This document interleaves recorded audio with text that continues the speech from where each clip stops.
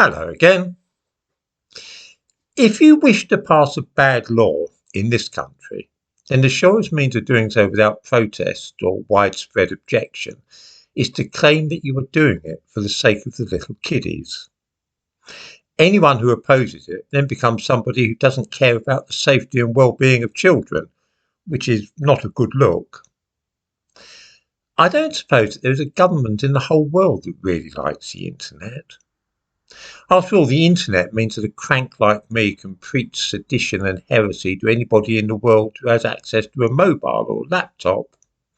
A terrible thought to our masters. It is social media firms such as YouTube, Twitter, Facebook and Instagram who make it possible for anybody to broadcast his or her views in this way. And so the best way of suppressing people who have unpopular views and speak them to the world is for governments to target those social media companies and threaten them with huge fines, which are so large that they would effectively bankrupt the offending company. Do that and you might be able to bring social media to heel and force them to close down awkward people who ask too many questions on YouTube. Yes, I'm afraid that I do have a horse in this particular race. Of course, there'd be no point in simply announcing that this was your aim, because then you would look like a totalitarian government which hated free speech and wanted to put a stop to your opponents being able to say horrible things about you, or reveal things that you would rather remain hidden. Instead, you guy up your intentions as a desire to protect children from harm, something to which nobody could possibly object. How can we stop children accessing pornography? A good one, this, because most parents are anxious about that anyway. What about children who have found methods online to commit suicide? Surely you don't want those sites to be freely available. Bullying of teenagers online, which results in their deaths? Are you for or against that kind of thing? Against it? Then you must support the new online safety bill. So it is that even Wikipedia now feels that it will fall foul of the new law when it comes into force, because they are refusing to demand age verification from users.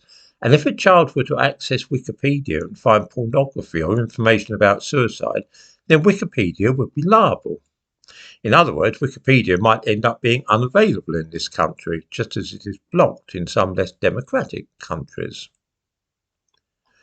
Having introduced the online safety bill on the ground of protecting the kiddies, the government added to it and put in the bits which it really wanted, the actual point of the thing. This is that the definition of hate speech is hugely widened, and so is the idea of what constitutes terrorism or encouraging terrorism, and companies will be prosecuted for allowing users to say things which would be quite legal if said in the street, but will be against the law if said online.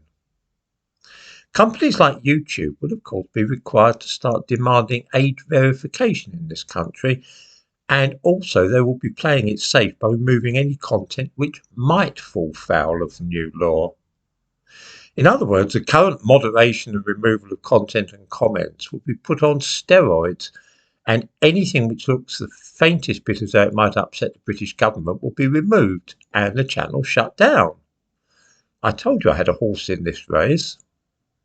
At the moment, YouTube has many channels devoted to innocuous stuff like kittens on skateboards and so on. It also has channels where people say unpopular and controversial things and talk about politics. Before the online safety bill becomes law this year, YouTube and Facebook will be carrying out purges of controversial material because they want to carry on operating in Britain but do not wish to run the chance of being fined millions of pounds. Watch how those controversial channels and pages will start vanishing shortly. For users, the new law will mean that you risk imprisonment for expressing views which are quite legal in ordinary life, but will suddenly become criminal offences on the internet. For example, in my day-to-day life, I can talk to somebody about the theoretical possibility of a child killing herself, and I could speculate about the most likely methods of suicide. That's perfectly legal, as indeed it should be. Once the online safety bill becomes law, that discussion would become a criminal offence, and I could be sent to prison for speaking about such things. This really is a danger to free speech. In the description to this video, I give a link to a couple of pieces about this, which most people don't really seem to care about in the least.